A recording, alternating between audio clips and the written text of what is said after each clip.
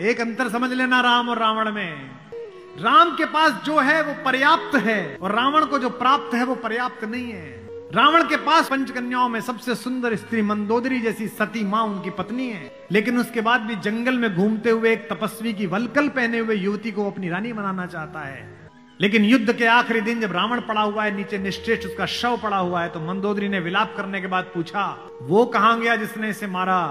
और रघुवंशी राम उदास एक पत्थर पर बैठे हुए कि इतना रक्तपात क्यों हुआ। मंदोदरी गई, पीछे से पहुंची। चिंताग्रस्त राम ने अचानक एक स्त्री की छाया देखी जो पैर के आसपास आ रही है। राम सचेत होकर उठे और पलटकर कहा कि देवी मैं आपको प्रणाम करता हूं, इस निर्जन रण क्षेत्र में आप कौन हैं? मंदोदरी ने कहा, हे राम, मैं रावण की दुर्भाग्यशाली पत्नी मंदोदरी हूं। राम ने कहा, मां मैं आपसे क्षमा चाहता हूं, लेकिन उसने अनीति की थी इसलिए मुझे उसको मारना पड़ा। मैं आपके इस शोक के लिए क्षमा चाहता हूं। मंदोदरी ने कहा, मैं देखने आई थी कि जिसने पूरी दुनिया पराजित कर दी, उस महापराक्रमी को हराया किसने? ऐसा उसमें क्या है जो मेरे पति में नहीं था? तो राम ने पूछा कि मां आपको पता चला क्या है? बोले, राम एक मेरा पति था जो मेरी जैसी सुदर्शना होते हुए भी तेरी पत्नी चाहता था।